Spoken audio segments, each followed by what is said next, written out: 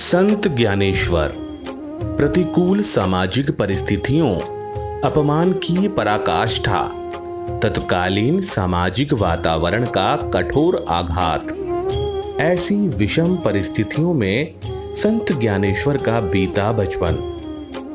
पिता का साया सर से उठ गया, लेकिन अपने दैविक ज्ञान और बुद्धि क्षमता से समाज में न केवल स्थान प्राप्त किया, बल्कि महज 15 साल की उम्र में ही संस्कृत निष्ठ गीत का सरल और सुबोध मराठी भाषा में गीता भाष्य भावार्थ दीपिका या ज्ञानेश्वरी समाज के सामने प्रस्तुति की। महाराष्ट्र के औरंगाबाद जिले में गोदावरी नदी के किनारे आपे गांव में पिता विट्ठलनाथ और माता रुक्मिणी देवी के दूसरे पुत्र के रूप में 1275 ईस्वी में जन्म लिया। दरअसल संत ज्ञानेश्वर के जीवन में उनकी बहन मुक्ताबाई की भूमिका भी महत्वपूर्ण रही, क्योंकि समाज के कलुषित मानसिकता वाले व्यक्तियों से अपमानित होकर उन्होंने अपने आप को कमरे में बंद कर लिया। तब उनकी बहन ने ही उन्हें आध्यात्मिक ज्ञान की गंगा से परिचित करवाया और कहा कि संत बनने के लिए समाज की कड़वी बातों को सहन करना ही पड़ता है। संत ज्ञानेश्वर ने आलंदी से तीर्थ यात्रा का आरंभ किया और इसी तीर्थ यात्रा के दौरान उन्होंने अभंगों की रचना की।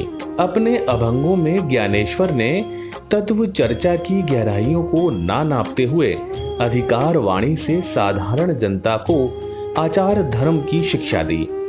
फल यह हुआ कि बालकों से वृद्धों तक के मन पर यह अभंग वाणी पूर्ण रूप से प्रतिबिंबित हुई। गुरु कृपा, नाम स्मरण और सत्संग ये परमार्थ पथ की 3 सीढ़ियां हैं, जिनका दिग्दर्शन संत ज्ञानेश्वर ने अपनी शिक्षाओं में मूलतः कराया। तत्व विचार तथा काव्य सौंदर्य के समान ही महाराष्ट्र के पारमार्थिक जीवन में भी ज्ञानेश्वर ने जो कार्य किए वे सभी क्रांतिकारी थे। उन दिनों कर्म कांड का बोलबाला था।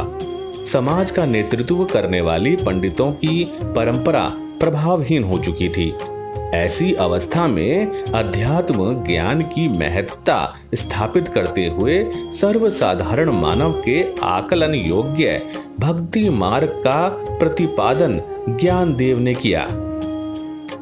पंडितों के ग्रंथों तक सीमित रहने वाला अध्यात्म दर्शन सामान्य समाज के लिए भी सहज सुलभ हो, इसे ध्यान में रखते हुए ज्ञानेश्वरी की रचना की गई। इसी कारण यहाँ पुनः एक बार भागवत धर्म की स्थापना हुई तथा इस संप्रदाय के प्रमुख धर्म ग्रंथ के रूप में ज्ञानेश्वरी की भी सामान्य जन के बीच प्रतिष्ठा हुई। बालक से लेकर वृद्धों तक को भक्ति मार्ग का परिचय कराकर भागवत धर्म की पुनः स्थापना करने के बाद ज्ञानदेव ने आलंदी ग्राम में अत्यंत युवा होते हुए भी जीवित समाधि लेने का निश्चय किया। मात्र 21 वर्ष 3 माह और 5 दिन की अल्प आयु में वह इस नश्वर संसार का परित्याग कर समाधिस्थ हो गए।